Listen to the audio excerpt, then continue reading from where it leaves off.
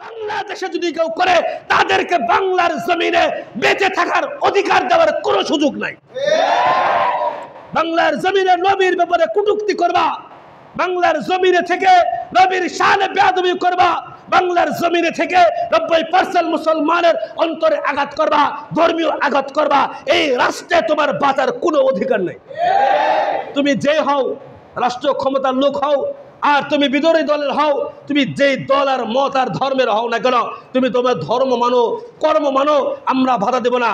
কিন্তু আমার ধর্মে আঘাত করলে, কলিজায় আঘাত দিলে যেমন আমাদের কষ্ট লাগবে, নিজের শরীর ঢুকাইলে পেটে যেমন কষ্ট লাগবে, নিঃসন্দেহে ঈমানদারের নবীর শানে বেয়াদবি, নবীর প্রতি কটূক্তি করার চেষ্টা করেছে, তাদের বিরুদ্ধে ভবিষ্যতে যদি কেউ করার চেষ্টা করে, বাংলাদেশের এই মুসলমান রাষ্ট্রীয়ভাবে তাদের জন্য আইন প্রণয়ন করেন।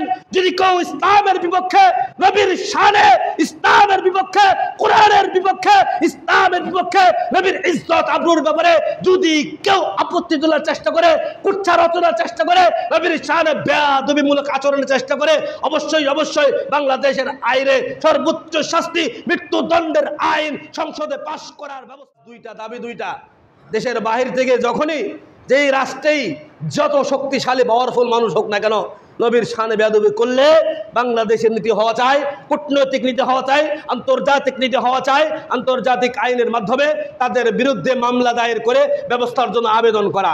আর দেশের মধ্যে কেউ করলে ডাইরেক্ট কোনো সুযোগ ছাড়া বিনা বিচারে অল্প সময়ের মধ্যে ডাইরেক্ট গ্রেফতার করে ডাইরেক্ট ফাঁসির কাস্টে ঝুলায়া, এমনকি সম্ভব হলে জনসম্মুখে বাইতুল মুকাররমে অথবা শাহবাগে অথবা শাপলা চত্বরে জনসম্মুখে ফাঁসির কাস্টে ঝুলায়া তাদেরকে শাস্তির ব্যবস্থা করতে হবে। কথা সাফ এবং স্পষ্ট, কথার মধ্যে কোনো ভেজাল নেই। দেশে হইলে ডাইরেক্ট ফাঁসি জনসম্মুখে, দেশের বাইরে হইলে আন্তর্জাতিক আইনের মাধ্যমে তাদের বিরুদ্ধে ব্যবস্থা। ونحن على ذلك لمن الشاهدين والشاكرين والحمد لله رب العالمين اللهم صل على محمد وعلى آل محمد كما صليت على إبراهيم وعلى آل إبراهيم إنك حميد مجيد اللهم بارك على محمد وعلى آل محمد كما باركت على إبراهيم وعلى آل إبراهيم إنك حميد مجيد الله أكبر الحمد لله محترم हाज़िरीन, अल्लाह पाकेर दरबार लाखों कोटि शुक्र व सुजूद। জাল্লা জাল্লা জালালুহু আম্মা নওয়ালুহু আমাদেরকে আজকের এই পবিত্র জুমার দিনে সকল প্রকার ব্যস্ততা থেকে ফারেক হয়ে মহান রবের মহান হুকুম জুমার নামাজ জামাতের সাথে আদায়ের উদ্দেশ্যে তার ঘরে আসার বসার মতো সুযোগ এবং তৌফিক দিলেন। সে রবের দরবারে অন্তরন্তস্থল থেকে শুকর আদায় করি, বলি আলহামদুলিল্লাহ। লাখো করে দুরূদ ও সালাম আমার উম্মতের মুক্তির ছেড়ে সাইয়্যিদুল মুরসালিন খাতামুন নবিয়্যিন আখিরি পয়গম্বর সাইয়্যিদুনা মুহাম্মদ মুস্তাফা আহমদ মুস্তাফা সাল্লাল্লাহু আলাইহি ওয়াসাল্লামের শানে, যিনি আমাদেরকে শিখিয়েছেন আমাদের জীবনের চলার পথ, আমাদের সামনে হালাল হারামকে স্পষ্ট করে গিয়েছেন, প্র্যাকটিক্যালি আমল করে কোরআন দেখিয়েছেন, নিজেদের জীবনের রাস্তা শিখিয়েছেন, দেখিয়েছেন, সফলতার পথ ও পন্থা বাতলে দিয়েছেন, মানব ইতিহাসে রচনা করে গিয়েছেন, মানব সভ্যতা গড়ে দিয়েছেন, সুশৃঙ্খল শান্তির সমাজ, বৈষম্যহীন সমাজ গড়ে দেখিয়েছেন। সে নবীর শানে মোহাব্বতের সাথে পড়ি সাল্লাল্লাহু আলাইহি ওয়াসাল্লাম। মুআজ্জাজ হাজিরিন, রবিউল আউয়াল মাসের পুরা মাসব্যাপী আমরা ধারাবাহিকভাবে প্রিয় নবী সাল্লাল্লাহু আলাইহি ওয়াসাল্লামের বিভিন্ন বৈশিষ্ট্য এবং সমাজ পরিবর্তনের নীতিমালা নিয়ে সংক্ষিপ্ত আলোচনা করেছি। আপনাদের সামনে আলোচনা হয়েছে প্রিয় নবী সাল্লাল্লাহু আলাইহি ওয়াসাল্লামের আগমনের সময় আরব ভূখণ্ডের অবস্থা কেমন ছিল। আপনাদের সাথে আলোচনা হয়েছে প্রিয় নবী সাল্লাল্লাহু আলাইহি ওয়াসাল্লাম তার চারিত্রিক মাধুর্যের মাধ্যমে, ক্ষমার মাধ্যমে, বদান্যতা এবং ভালোবাসার মাধ্যমে কিভাবে সমাজকে বদলেছেন, পৃথিবীর নিকৃষ্ট মানুষগুলোকে কিভাবে সর্বোৎকৃষ্ট মানুষ হিসেবে পরিণত করেছেন। মুআজ্জাজ হাজিরিন, আজ আপনাদের সামনে প্রিয় নবী সাল্লাল্লাহু আলাইহি ওয়াসাল্লাম সবচেয়ে বেশি যে মূলনীতিটা ফলো করেছেন এবং যেই বিষয়টার উপরে সবচেয়ে বেশি গুরুত্ব দিয়েছেন, এমনকি মানবতার ইতিহাসের সর্বনিকৃষ্ট সময়ে সর্বনিকৃষ্ট জাতিকে পরিবর্তনের জন্য আসমানে ওহী সর্বপ্রথম রব্বে কারীম যেটা নাজিল করেছিলেন, যে প্রেসক্রিপশনের মাধ্যমে ঘুরে ধরা এই সমাজটাকে রব্বে কারীম পরিবর্তনের সূচনা ঘটিয়েছিলেন, সূরা আলাকের প্রথম 5টা আয়াত প্রথম ওহী হিসাবে আল্লাহ আমাদের কাছে পাঠিয়েছিলেন। আজকে সেই বিষয়টাই নিয়েই সংক্ষিপ্ত কিছু কথা বলার চেষ্টা করবো। মা তৌফিক ইল্লা বিল্লাহ। মুআজ্জাজ হাজিরিন, গত জুমায় আপনাদের সামনে বলেছিলাম আরব্য সমাজ ব্যবস্থার নিকৃষ্টতম কিছু রূপরেখা কেমন ছিল। আপনারা জেনেছেন যে জায়গায় অধিকার এবং হকুক বলতে বিন্দু মাত্র বিদ্যমান ছিল না, কারো হক ছিল না, স্ত্রীদের হক বিন্দু মাত্রও ছিল না, নারীর অধিকার বিন্দু মাত্রও ছিল না, মায়ের অধিকার বিন্দু মাত্রও ছিল না, শ্রমিকের অধিকার বিন্দু মাত্রও ছিল না, গরিবের অধিকার বিন্দু মাত্রও ছিল না। জোরদার মূল্যক তার এই নীতি অবলম্বন করেই তারা তাদের সমাজ ব্যবস্থাটা পরিচালনা করছিল। এই সকল প্রকার অরাজকতা এবং সামগ্রিক আরব জাতিকে, এমনকি পরবর্তী মুসলিম উম্মাহ সবাইকে সংশোধন করার জন্য রব্বে কারীমের পক্ষ থেকে আমাদের কাছে সর্বপ্রথম ওহী এবং আমাদেরকে দিক নির্দেশনা যেটা আসে, রব আমাদেরকে প্রথমে জানান ইকরা বিসমি রাব্বিকাল্লাযী খালাক। তোমরা যদি এই ঘুরে ধরা সমাজকে পরিবর্তন করতে চাও, সমাজ ব্যবস্থাটাকে ঠিক করতে চাও, মানুষের মধ্যে যদি নীতি নৈতিকতা ফিরিয়ে আনতে চাও, মানুষকে যদি সভ্য করতে চাও, নারীর অধিকার, শ্রমিকের অধিকার থেকে শুরু করে রাষ্ট্রের প্রত্যেকটা অঙ্গের পূর্ণাঙ্গ অধিকার যদি ফিরিয়ে দিতে চাও, সকলের জন্য এবং ব্যক্তি থেকে ব্যক্তি উঠে আসার জন্য প্রথম মাধ্যম এবং একমাত্র প্রথম প্রেসক্রিপশন মানবতার জন্য রব দিলেন ইকরা বিসমি রাব্বিকাল্লাযী খালাক। তোমরা লেখাপড়া করো, লেখাপড়া করো, লেখাপড়া করো। চিন্তা করার বিষয়, রব্বে কারীম যে সময় আমাদেরকে পড়ার নির্দেশ দিয়েছেন, পড়তে বলেছেন, আমরা শুনতে পছন্দ করি, পড়তে পছন্দ করি না। এটা আমাদের বৈশিষ্ট্য। পড়তে পছন্দ করি না, একটা বয়ান ইউটিউবে সার্চ দিয়ে বয়ান শুনি, কিন্তু একটা বই খুলে 2 পৃষ্ঠা পড়ি না। একটা তথ্য জানার জন্য ইউটিউবে সার্চ দিয়ে কোনো বক্তার বয়ান আছে কিনা, বয়ান শুনে হয়তোবা কিছু জ্ঞান অর্জন করি, কিন্তু ওই বিষয়ে কোনো ধরনের বই পড়ে 2-4 পৃষ্ঠা পড়ে ওই জ্ঞান অর্জন করার প্রতি আমাদের কি নাই, ধৈর্যও নাই। এই জায়গা থেকে আমরা অনেক বেশি দূরে সরে গেছি। আরব সভ্যতার অবস্থা আরও জটিল ছিল। লেখাপড়ার কোনো ধরনের পরিবেশ ছিল না। লেখাপড়া বলতে তাদের মধ্যে পড়তে হবে এরকম বুঝশক্তি পর্যন্ত তাদের মধ্যে ছিল না। ওই অবস্থায় রব্বে কারীম এই ঘুরে ধরা সমাজ সকল অধিকারগুলো বাস্তবায়ন করার স্বার্থে রব্বে কারীম আয়াত নাজিল করলেন ইকরা, পড়ো। তবে একবার ছেড়ে দেন নাই, পড়ার মধ্যে একটা শর্ত লাগিয়ে দিয়েছেন বিসমি রাব্বিকাল্লাযী খালাক। খালি পড়লেই হবে না, বরং সেই পড়াটা তোমার রবের নামে পড়তে হবে। ইকরা বিসমি রাব্বিকাল্লাযী খালাক, যে রব তোমাকে সৃষ্টি করেছেন তুমি পড়ো সেই রবের নামে। পড়ার একটা নীতিমালা দিয়ে দিলেন, একেবারে উন্মুক্ত ছেড়ে দেন নাই। জ্ঞান বিজ্ঞান চর্চার জন্য অনুমতি দিয়েছেন, তবে সেটার সীমারেখা টেনে দিয়েছেন এবং রশিটা রব নিজের হাতে রেখে দিয়েছেন। পড়ালেখা করতে হবে, জানতে হবে, ইসলাম সম্পর্কে বুঝতে হবে, লেখাপড়া করে জানতে হবে, তবে সেই পড়ালেখাটা হবে রবের নামে।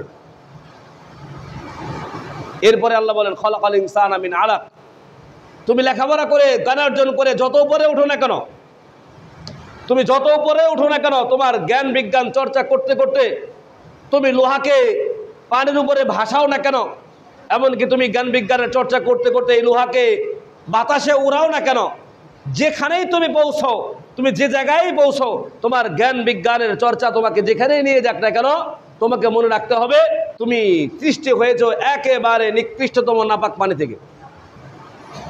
খলাকাল ইনসান মিন আলাক, এক টুকরা রক্তের টুকরা থেকে রব্বে কারিম মানুষকে সৃষ্টি করেছেন। আল্লাহ পাক আবার বলেন, প্রথম আয়াতে বললেন পড়ো, দ্বিতীয় আয়াতে আমাদের পরিচয় দিলেন, তৃতীয় নম্বর আয়াতে আবার বলেন ইকরা রব্বুকাল আকরাম, 3 নম্বর আয়াতে আবার বললেন ইকরা, আবার পড়ো রব্বুকাল আকরাম। মনে রাখবা তোমার রব হলো সবচেয়ে বেশি সম্মানিত।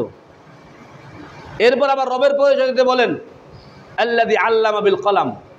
এরপরে 4র্থ নম্বর আয়াতে আবার বলেন আল্লাযী আল্লামা বিল কলাম, যে রব তোমাদেরকে কলমের মাধ্যমে লেখার মাধ্যমে শিখিয়েছেন।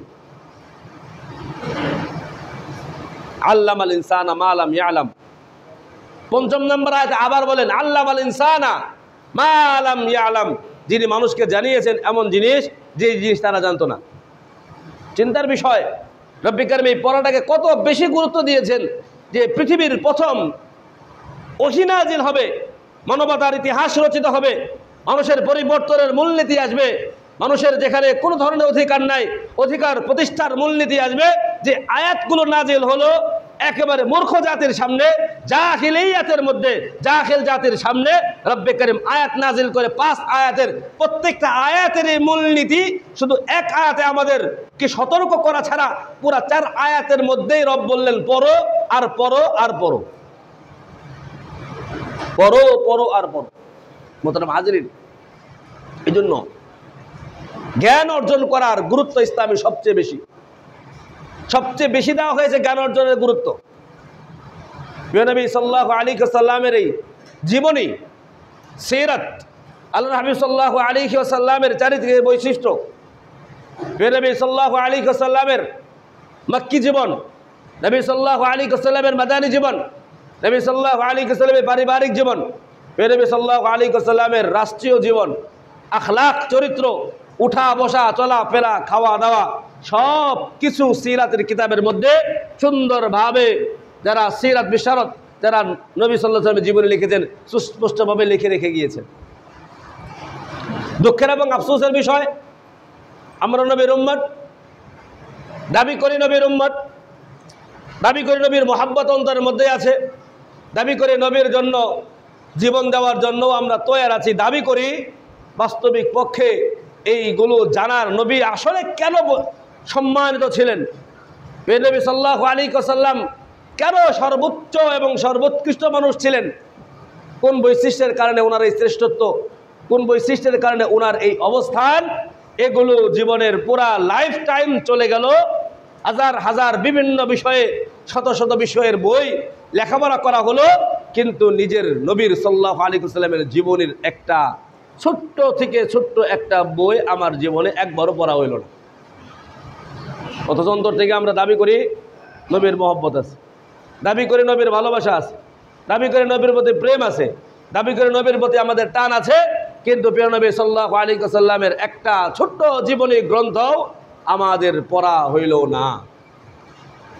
তাহলে লেখাপড়ার মাধ্যমে যদি নবী সাল্লাল্লাহু আলাইহি ওয়াসাল্লামের ব্যাপারে নাই জানি, যদি ওনার বৈশিষ্ট্য সম্পর্কে নাই জানি, ওনার বৈশিষ্ট্যগুলো যদি আমার জানাই না থাকে, মেমোরিতেই না থাকে, তাহলে ওনার ব্যাপারে কেউ কোনো আপত্তি করলে, ওনার ব্যাপারে কেউ কোনো ধরনের অভিযোগ করলে, ওনার ব্যাপারে কেউ কোনো ধরনের কটূক্তি করলে আমি হুঙ্কার ছাড়তে পারবো, হয়তোবা জীবন দেওয়ার জন্য সামনে দাঁড়িয়ে রক্ত ঝরাইতে পারবো, কিন্তু রক্ত ঝরানোর আগে তো দরকার ছিল প্রিয় নবী সাল্লাল্লাহু আলাইহি ওয়াসাল্লামের জীবনীগুলো নিজের জীবনে বাস্তবায়ন করা, দরকার তো ছিল জানা, দরকার তো ছিল নিজের পরিবারের মধ্যে সেটাকে বাস্তবায়ন করা, দরকার তো ছিল নিজের পরিধির মধ্যে সেটাকে বাস্তবায়ন করা। অথচ আমি জীবনেও পড়ার সুযোগ পর্যন্ত পাইলাম না, অথচ দাবি করলাম আমি প্রিয় নবী সাল্লাল্লাহু আলাইহি ওয়াসাল্লাম অনেক বড় একজন আশিক। মোহতারাম হাজিরিন, আমাদেরকে জানতে হবে, জানার মাধ্যম হিসেবে পড়াটাকে গ্রহণ করেন, জানার মাধ্যম হিসেবে এই শোনাটা থেকে আমরা বের হয়ে আসা দরকার। তথ্য কিছু শুনবো, জুমার বয়ান আপনারা আসেন শুনবেন, এখান থেকে তথ্যের কিছু দিক নির্দেশনা নিয়ে যাবেন, বাকি তথ্যগুলো নিজেরা অধ্যয়ন করে নিজেদের জানার জন্য একটা চেষ্টা এবং তদবির এবং ফিকির করা উচিত। নিজের পরিবারের মধ্যে, নিজের পরিবারের সদস্যদের মধ্যে, নিজের সন্তান যারা আছেন, সন্তানদেরকে আদর্শ মানুষ গড়ার জন্য সবাই নিয়ত করি, সবাই চেষ্টা করতেছি যার যার জায়গা থেকে, কিন্তু আমার ঘরে এরকম আদর্শ মহামানবের একটা জীবনী আমরা তাদেরকে কিনেও দিলাম না, আমরা তাদেরকে পড়ার জন্য উৎসাহিতও করলাম না। গত বছর আপনাদেরকে বলেছিলাম এই রবিউল আউয়াল মাসে অনেকেই মনে হয় কিনেছিলেন, খলিল ভাই আমাকে পরে জানিয়েছিল, আর রাহিকুল মাখতুম একটা কিতাব উনি কিনেছেন, পড়েছেন, কিন্তু অনেক সাথী আছেন আমাদের শুনেছেন 1 বছর আগে, 1 বছর পার হয়ে গেছে, এই পুরা বছরের মধ্যে নবীর জীবনী একবারও কি করা হয় নাই, ধরাও হয় নাই। 2-4 চ্যাপ্টার পড়া তো পরের কথা, এখন পর্যন্ত অনেকের কি করা হয় নাই, কিনাও হয় নাই, বইটা ধরাও হয় নাই। না ভুল বললাম? বলেন। শুনছেন, গত বছরও আপনাদেরকে খুব শক্তভাবে শেষের দিকে বলেছিলাম, আপনারা শুনেছিলেন। আবার এই সিরাতের মাস শেষ হয়ে যাবে, আগামী মাস থেকে হয়তো আমরা গুরুত্বপূর্ণ অন্য বিষয় নিয়ে আলোচনা করব, আবার বছর শেষ হবে, নতুন বছর আবার আসবে, আবার আমরা কথা বলবো, আপনারা আবার শুনবেন, আবার ভুলে যাবেন, এভাবেই যাইতে যাইতে যাইতে যেতে জীবন শেষ। মোহতারাম হাজিরা, নিজের সন্তানকে যদি আসলে আদর্শ মানুষ করতে চান, প্রত্যেকের ঘরে রুটিন করে তালিমের হালকা প্রতিষ্ঠা করে আয়োজন করে প্রিয় নবী সাল্লাল্লাহু আলাইহি ওয়াসাল্লামের জীবনী পাঠের ব্যবস্থা করা উচিত। বুঝলেন না আমার কথা? শুধুমাত্র শোনার উপরে নির্ভর নয়, তালিমের হালকা করে নিজেদের মধ্যে আয়োজন করে পারিবারিকভাবে বসে নবী সাল্লাল্লাহু আলাইহি ওয়াসাল্লামের জীবনে প্রত্যেকটা সন্তানের মধ্যে ধাপে ধাপে ধাপে অন্তর ভিতরে ঢুকে দেওয়া উচিত।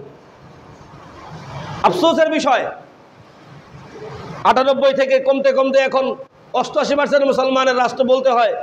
এই 88% বা 90% মুসলমানের রাষ্ট্রে এই সিলেবাসের মধ্যে আমাদেরকে পড়ানো হয়, এই শিক্ষা কারিকুলাম আমাদের সামনে পেশ করা হয়েছে, এই শিক্ষা কারিকুলাম আমার সন্তান লেখাপড়া করে প্লে থেকে নিয়ে মাস্টার্স ডিগ্রি পর্যন্ত পুরায় 16 থেকে 17 বছরের জিন্দিগি, 16 থেকে 17 বছর লেখাপড়া করার মধ্যে একটা ক্লাসে একটা চ্যাপ্টার বাই চ্যাপ্টার করেও আমার নবীর জীবনী অন্তর্ভুক্ত করা হয় নাই।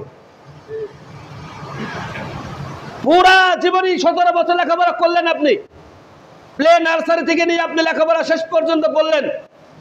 যারা ইসলাম স্টাডিজ নিয়ে পড়েন, আংশিক তাদের ধারণা হয় বাকি চ্যাপ্টার তো বাকিগুলো রয়ে গেছে, অথচ প্রিয় নবী সাল্লাল্লাহু আলাইহি ওয়াসাল্লামের জীবনী আমরা যদি মুসলমান হই, আমরা যদি অন্তরে ইসলামকে ধারণ করি, আমরা যদি নবীকে মহব্বত করি, অন্তরে যদি নবীর প্রতি ভালোবাসা আর টান আর প্রেম থাকে, অবশ্যই আমাদের উচিত উনি কেমন মানুষ ছিলেন, ওনার চারিত্রিক বৈশিষ্ট্য, ওনার উঠা বসা চলাফেরা, ওনার জীবন চরিত্র, ওনার আদর্শ একবারে পুঙ্খানো প্রত্যেকটা মুসলমানের জানা জরুরি আমাদের। অথচ আমাদের শিক্ষা সিলেবাস, শিক্ষা কারিকুলাম তৈরি করা হয়েছে যুগের পর যুগ থেকে। এটা আজকে আর কালকে আস্তে আস্তে শুরুতে ছিল, কিছু সময় ছিল, পরবর্তীতে এই সবগুলো আস্তে আস্তে পরিবর্তন করে একেবারেই ফেলে দেওয়া হয়েছে, একেবারে ছেড়ে ফেলে দেওয়া হয়েছে। এখন শিক্ষা সিলেবাস এবং বই পুস্তক ঘাটলে একেবারে প্লে থেকে নিয়ে আপনি ধারাবাহিকভাবে যদি উল্টাইতে থাকেন মাস্টার্স পর্যন্ত, আপনি কোন সিলেবাসে প্রিয় নবী সাল্লাল্লাহু আলাইহি ওয়াসাল্লামের পূর্ণাঙ্গ জীবন ব্যবস্থা, পূর্ণাঙ্গ আখলাক আর চরিত্রের বৈশিষ্ট্য এবং জীবনীটা খুঁজে পাবেন না। ইসলামের মৌলিক আদর্শগুলো খুঁজে পাবেন না। যে সমস্ত ইসলামিক আদর্শ, ইসলামিক ইতিহাস নামে কিছু জিনিস অন্তর্ভুক্ত করা হয়েছে, যে সমস্ত বিষয়গুলো যে আকবরের শাসনামলের কথা তুলে ধরা হয়েছে, যেখানে আকবর তার দ্বীন ইলাহি প্রতিষ্ঠা করার জন্য ইসলামের মধ্যে খলতমলত করে অনিসলামিক কার্যকলাপ এবং হিন্দু মুসলমান বৌদ্ধ খ্রিস্টান সবাইকে মিলে নতুন এক ধর্ম আবিষ্কারের যেই ফর্মুলা তিনি পেশ করেছিলেন, ওই ফর্মুলাটাকে দ্বীন ইলাহি আকবরের সেই শিক্ষা কারিকুলাম আমাদের ইসলামী ইতিহাসের মধ্যে মুসলমান ঐতিহ্য আর ইতিহাস হিসেবে বর্ণনা হয়। অথচ ইসলামের এটা ইতিহাস না, বরং সে ইসলামের কোনো কাজ করেন নাই, বরং ইসলামকে বিকৃত সাধন করেছে। সাহাবায়ে কেরামের মধ্যে বিভিন্ন ছোট ছোট বিষয় নিয়ে সাহাবায়ে কেরামের মধ্যে নিজেদের মধ্যে মানুষ হিসেবে যে সমস্ত ইখতিলাফি বিষয়গুলো হয়ে গেছে, যে সমস্ত ছোট ছোট বিষয় তাদের মধ্যে মতানৈক্য হয়েছে, তাদের মধ্যে মত বিনিময় হয়েছে, বাকবিতণ্ড হয়েছে, এই সমস্ত তথ্যগুলো ইসলামের ইতিহাস হিসেবে আমাদের সামনে পেশ করে আমাদের সন্তানদেরকে পড়ানো হয়েছে বা পড়ানো হচ্ছে। ইসলামের ইতিহাস যেটুকু রেখে দিয়েছে, নাম ইসলামের ইতিহাস নামে যেটুকু রেখে দিয়েছে, এটুকু পুরাটাই ইসলামকে বিকৃত ইসলামের ইতিহাস আমাদের সামনে পাঠ করানো হচ্ছে এবং ইসলাম হিসেবে আমরা ততটুকু জানতে পারছি। অথচ প্রিয় নবী সাল্লাল্লাহু আলাইহি ওয়াসাল্লামের জীবনী, খোলাফায়ে রাশিদিনদের জীবনী, আইম্মায়ে মুজতাহিদিন যারা সমাজ ব্যবস্থার পরিবর্তন করেছেন, ওনাদের আদর্শ এবং নীতি এবং নমুনা পুরা জিন্দিগির মধ্যে ইসলামী শিক্ষা বইয়ের মধ্যেও খুঁজে পাচ্ছি না, অন্য বইগুলো তো বাদই দিলাম। তাহলে আমার সন্তানরা যদি আমাদের সিলেবাস থেকেই শিখতে না পারে, আমাদের সিলেবাসের মধ্যে যদি তাদেরকে শেখানোর পূর্ণাঙ্গ কারিকুলাম না থাকে, তাহলে আমার সন্তানরা শিখবে কোন জায়গা থেকে? বর্তমানে শোনা যাচ্ছে, আজকেও শেখ আহমদুল্লাহ হামিদাহুল্লাহ ওনার স্ট্যাটাসের মধ্যে আমি পেলাম, নিঃসন্দেহে উনি একজন গবেষক মানুষ এবং অবশ্যই বুঝমান একজন মানুষ এবং দ্বীনের দরদি একজন মানুষ। উনি ওনার স্ট্যাটাসে দিয়েছেন 90% মুসলমান যারা ধর্মীয় মানুষ, মানুষের ধর্মীয় সন্তানরা ধর্ম শিখবে তাদের সিলেবাস দেখে যারা ধর্মকে বিশ্বাস করেন। উনি স্ট্যাটাস দিয়েছেন, আফসোস করে বলেছেন, ধর্ম শিখবে আমার সন্তান, আমি মুসলমানের সন্তান, আমার ধর্মীয় সিলেবাস নির্ধারণ করবে, আমার ধর্মীয় সিলেবাস আমার সন্তান কি পড়বে, আমার সন্তান কি শিখা মানুষ হবে, আমার সন্তান কিভাবে তার উন্নত চরিত্র করবে, আমার সন্তানের এই ধর্মীয় বিশ্বাস কি হবে, এটা নির্ধারণ করবে যারা ধর্মকে বিশ্বাস করে না ওই সমস্ত মানুষের মাধ্যমে। আফসোসের বিষয় যে আমাদের যে শিক্ষা সিলেবাস আগে যেটা ছিল সেটার ভিতরে অসংখ্য অসঙ্গতি আমাদের সামনে ছিল।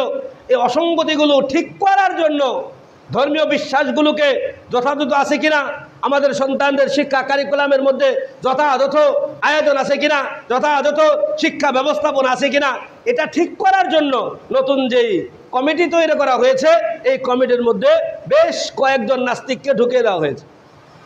এমনকি ইসলাম মহাব্বত করেন, ইসলামকে সমর্থন করেন, ইসলামী স্কলার, ইসলামকে যারা ধারণ করেন, ইসলামের বিষয়গুলো যারা জানেন, এরকম কাউকে অন্তর্ভুক্ত করা হয়নি। আফসোসের বিষয় এটা। এই জুলাইয়ের এই গণ অভ্যুত্থান মনে রাখতে হবে, এটা মনে রাখতে হবে এবং আমাদের জায়গায় সুযোগ থাকলে আওয়াজ তুলে তাদেরকে জানাইতে হবে, এই গণ অভ্যুত্থান এটা কোনো নাস্তিক্যবাদের অভ্যুত্থান ছিল না। এদেশের 90% মুসলমান জুলুমের শিকার হয়েছিল, নির্যাতনের শিকার হয়েছিল, দলীয়করণ হয়েছিল, এমনকি দুর্নীতি করতে করতে এক একজন দুর্নীতির পাহাড় করে দিয়েছিল। এটা এই বৈষম্য এবং এই দুর্নীতির বিরুদ্ধে এই সমস্ত আন্দোলন যা কিছু হয়েছিল, এরকম জুলুম আর নির্যাতন থেকে মানুষ রক্ষার জন্য, এমনকি পাশাপাশি আমাদের ধর্মীয় মূল্যবোধ এবং আমাদের সক্রিয়তাকে রক্ষা করার জন্য।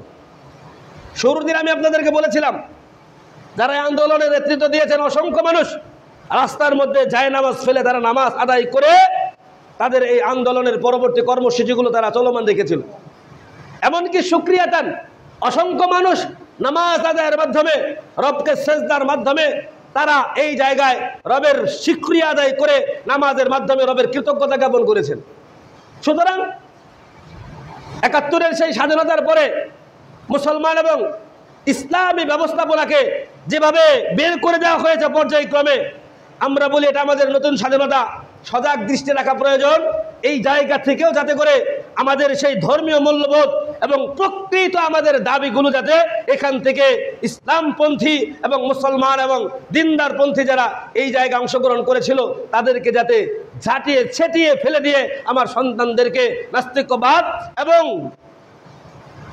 আমেরিকা থেকে শুরু করে যেই সমস্ত মানুষেরা আমাদের ধর্মীয় মূল্যবোধ নিয়ে খেলতে চায় তাদের যাতে সুযোগ করে দেওয়া না হয়, এই ব্যাপারেও আমাদের সজাগ দৃষ্টি রাখা প্রয়োজন। মোহতারাম হাজিরিন, সজাগ দৃষ্টি রাখতে গেলে অবশ্যই আমরা আমাদের জায়গা থেকে, আমি আমার জায়গা থেকে, আপনি আপনার জায়গা থেকে অবশ্যই সংস্কারের জন্য আগেও যেমন আওয়াজ তুলেছেন, আগেও যেমন কথা বলেছেন, এই ধর্মীয় মূল্যবোধের জায়গা থেকে আমাদের অবশ্যই কথা বলা এবং আওয়াজ তোলার এই জায়গাটা অবশ্যই উন্মুক্ত রাখা চাই।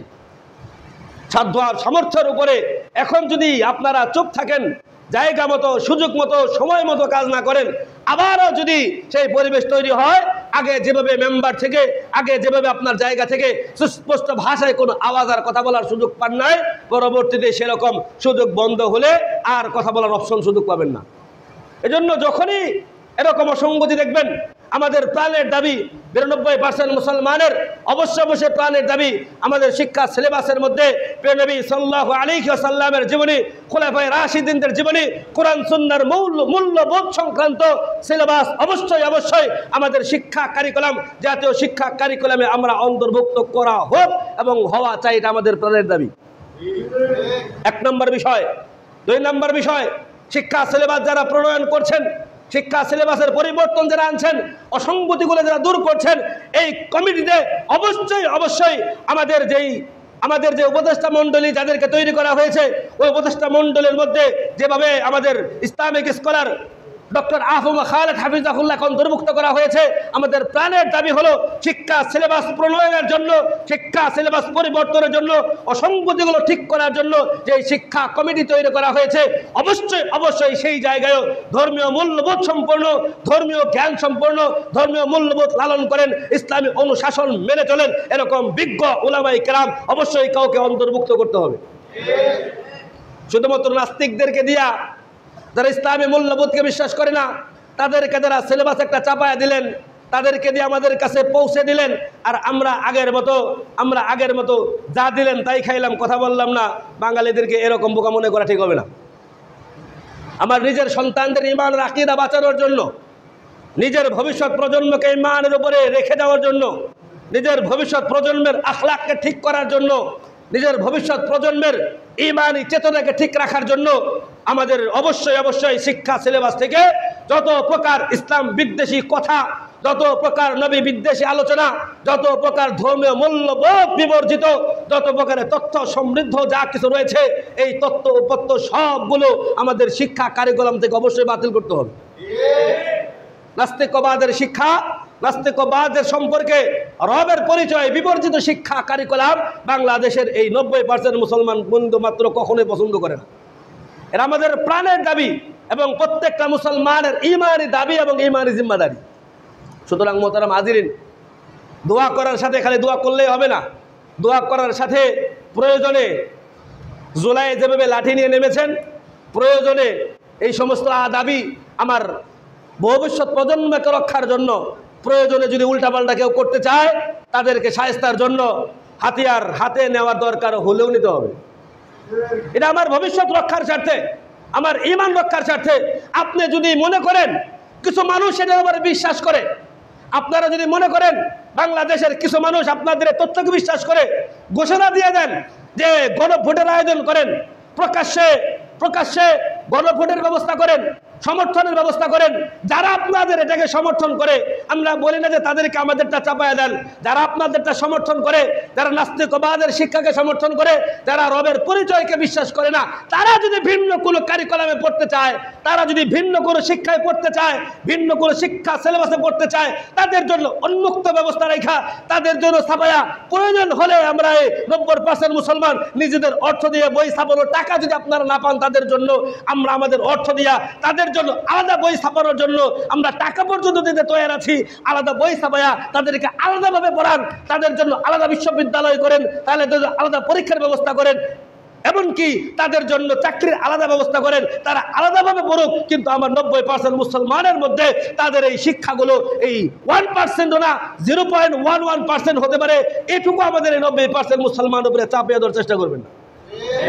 কথা সাফ এবং স্পষ্ট, এখানে তো কোনো গুজামিল নাই, এই জায়গায় কোনো অস্পষ্টতা নাই, এই জায়গায় কোনো অপূর্ণতা নাই, সুস্পষ্ট কথা।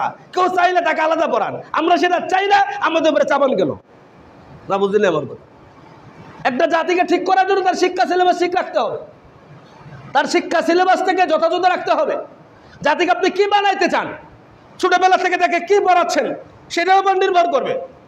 আজকে যে আমি ইসলামী মূল্যবোধের উপরে কথা বলছি, ছোটবেলা থেকে যদি আমি সেই শিক্ষাটা না পাইতাম, আমি যদি সেই লেখাপড়া না পাইতাম, আজকে আপনাদের সামনে আমি কথাগুলো বলতে পারতাম না। আপনার সন্তান যে ইসলামী মূল্যবোধ উপরে চলবে, তাকে যদি সেটা শিখানোই না হয়, তাহলে আপনার সন্তান বুঝবে কিভাবে? আমার সন্তান বুঝবে কিভাবে? সুতরাং আমার এই শিক্ষা কারিকুলামের মধ্যে তো এই পরিবর্তন এটা গ্রহণযোগ্য নয়।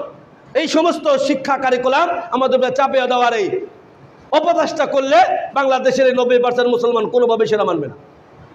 এটা আল্লাহ পাক সেই শুরুতে জানিয়েছেন, একেবারে শুরুতে দেখে দিয়েছেন যে এই জাহিলিয়াতকে পরিবর্তন করতে চাইলে, আরব এই ভূমিটাকে ঠিক করতে চাইলে, আরবের এই পূর্ণাঙ্গ একেবারে নিকৃষ্টতম জাতিকে ঠিক করতে চাইলে তাদের শিক্ষা সিলেবাসটাকে ঠিক করা প্রয়োজন, তাদের ভিতরে শিক্ষা ঢোকানো দরকার। এই জন্য আল্লাহ রাব্বুল ইজ্জত মায়ের অধিকার প্রতিষ্ঠার আয়াত নাজিল করেন নাই প্রথমে, সন্তানের অধিকার প্রতিষ্ঠার আয়াত নাজিল করেন নাই প্রথমে, শ্রমিকের অধিকারের প্রতিষ্ঠার আয়াত প্রথমে নাজিল করেন নাই। কোনো ধরনের আয়াত নাজিল না কইরা ডাইরেক্ট নির্দেশ দিলেন 5 আয়াত দ্বারা, আগে শিখর হবেন নামে, শিখলে তুমি এমনি ঠিক হইবা।